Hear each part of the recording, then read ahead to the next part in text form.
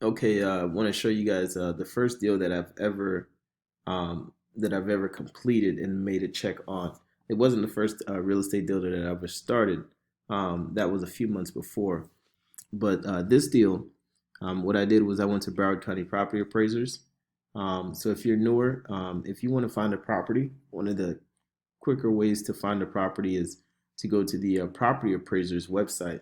Um, so what you would do is you would just go to property appraiser and type in the county, and you'll pull up the website. It's Broward County Property Appraiser. Address. This address I happen to know by heart, and this is it, 600 Southwest 8th Street. And put this into Google. So if you're not sure how to use Google Maps with real estate, definitely something to learn. Here you have the property address, and we're going to go to Street View. And this is the first property that I've ever flipped. This is it here. This is the property. This is across the street. Here, this is a commercial building. There's like a restaurant, a convenience store. There's another commercial building, restaurant, convenience store. And I'll show you. This is actually, yeah, here it is. So what's interesting about this property is that there actually was probably a lot more value there, um, because it is a commercial property actually. I think it says it on its sign. You see, it says commercial lot B3 zoning. Well, no one, no one knew about that, and I definitely did at the time. I definitely didn't know at the time. This was 2012, late 2011, 2012, I believe. Um, and I think I closed it. I think in February of 2012. I was working in January, and basically, this house didn't look like this. This is actually the best shape this house has ever been in. Uh, I walked by this house and it was all torn down, and it still has like a little slope here in the roof, if you can see, like a little slope here. But here on the front door, it was all boarded up, and there was a no trespassing sign on the front door, and it didn't look this nice. And I was researching wholesaling. I was on YouTube, and I was kind of consuming information, and I knew that the properties with the tall grass that were boarded up, boarded up windows, that just looked really really bad. Those are the properties we're supposed to pay attention to.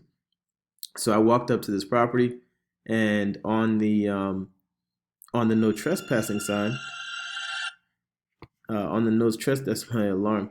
On the no trespassing sign, there is a there was the no trespassing sign is red and black, I believe, red, black, and white.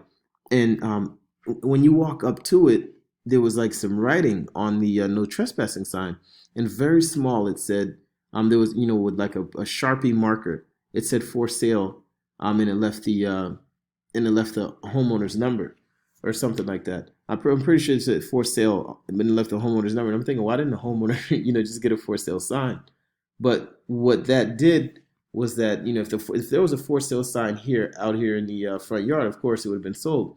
But there was a for sale sign on the no trespassing sign. She wrote it in, or I think it was a she.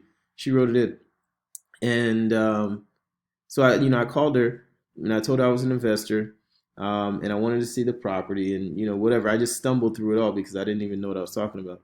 And she said, okay, she wants, I don't remember, it was like 55,000 or 59,000 for the property. And I was like, okay, cool. And I was like, can I take a look at it? And I thought I negotiated I thought I negotiated a price for this property. And so I'm struggling. I'm kind of just flopping through the contract, and I think I ended up putting it on the contract, or I was trying to put it on the contract, and I needed some help. So I actually ended up finding a guy that used to work with another company, and he said that he wanted to buy it, but he couldn't buy it at that price. I don't remember exactly how I found the buyer. This was a while ago. This was 2012, February 2012, January, February 2012. and he said that he wanted to buy it, but he couldn't buy it at in the 50s or anything like that. He would have to be a lot lower than that. I said, how much lower? He said, you're gonna have to go back to her, and I think he said he wanted to be in the 30s, and I was like in the 30s. I was like, are you kidding? And I go back to her. I said, hey, I had some kind of conversation with her. I told her, hey, listen, we can't buy it for this amount. We have to buy it for a lot less. Um, and there was obviously some kind of negotiation there. She came back and pretty much asked me how low, how much lower do I need it?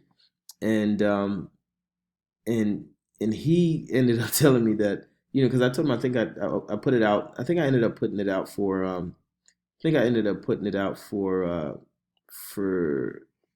44 on, like, I sent it to a bunch of people, a bunch of wholesalers and other people, or people I consider to be buyers.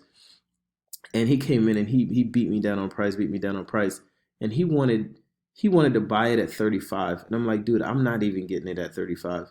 How can you get it at 35? So um, he says he needs to buy it at 35, and if I wanted to make 2 grand, I needed to go back and negotiate 33. So I went back to her, and I told her that I needed the property at 33,000, and that was obviously not a good conversation. Somehow, some way, we actually ended up getting it at I ended up getting it at 33, and we're kind of going towards the closing. By the way, there was nothing inside of this house. I mean, nothing inside of the house. It was a 1 bedroom. I don't know what it is now. It looks like it may be more than 1 bedroom. And there were like vans parked in the backyard because it's got a big lot. It was just really, really, really bad. On the property appraiser here, you can see a view of the map. So here you go, view map. That's the button I just pushed there. And this is a street. This is the property, and as you can see, it's a pretty long property. So usually most lots will stop somewhere here. This is pretty long, and this is right behind um, this commercial shopping plaza. So you're able to. I actually know the guy that owns the shopping plaza. Um, so you're able. This is the neighborhood I actually grew up in. So you're able to uh, probably get more value. There's probably more value there. So this guy who has it now has been trying to sell it for, like, I don't know, 250 or 300,000. And it's not moving. No one's buying it. As you can see here, here's what the county believes it's worth. The land value is 34,000, and the building value they believe is worth 86,000. So 86 and 34 is 120, something like that. And that's not the actual value, right? Those aren't the comps. Those are just something that you kind of go by just to kind of go by. Sometimes they can be accurate, and most of the time they're not going to be accurate. So don't even don't even think about that. Don't even look at that. Um, and by the way, at this time, I don't know how to do comps yet. I do not know what comps are. I don't know how to do comps, and I have a pretty funny story. A few months after this, where I could have had a deal, I actually ended up quitting my job after my second deal. This is the I'm going to consider this one the first one, and after my second deal, I ended up quitting my job at Enterprise Rent a Car, and going real estate full time. And I actually had a chance to do a deal for 18 grand after sending out some mailers. Um, but number one, I didn't speak Spanish, and the lady was Spanish. She spoke Spanish. And number two, I didn't know what comps were. So I was going off the property appraiser's website. I'm thinking that that was the value of the property, and it wasn't. So very valuable lesson there. As you can see, I've done 2 deals. Because that happened in May. I did 2 deals before that, and or actually 3 sides of a transaction, because one of them I bought and sold a house, a townhouse, and I'll show you that deal next. But I did 2 deals without knowing comps, and it just makes no sense if you don't know any comps. So, anyways, back to this deal. Um, this property, I got it for 33.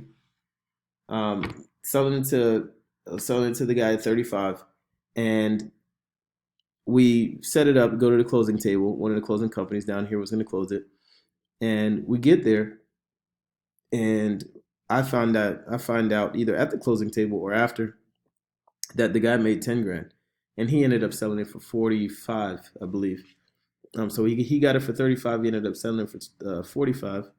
Let me go back to the property, and as you can see here, this is where I bought it for 33.5. Okay, yep, this is where I bought it for 33.5,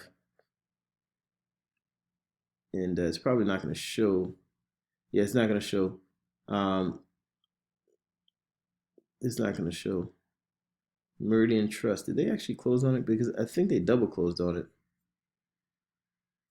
See it? It says here, Manofsky, Stephanie Lynn Manofsky. That was the seller. I remember the name Manofsky now, and I think she called herself Lynn Manofsky, and she sold it to Meridian Trust LLC. I'm not sure, so it says mortgage assumption amount, but she sold it to Meridian Trust for an amount of, where's the amount? She sold it. Why does it say recorded date 2013? That's like a year after. Yeah, that's weird. Did I do that deal a year after? Was that deal done in 20? No, that deal was done. Let me just take a look here. Oh, that was 2013. That was a year after. So this wasn't my first deal. Oh, I apologize. This is not my first deal. Um, this was done. Wow, that's interesting. Uh, let me just take a look. Oh, there I am. Look at that. They have me as a witness on this thing. They have me as a witness.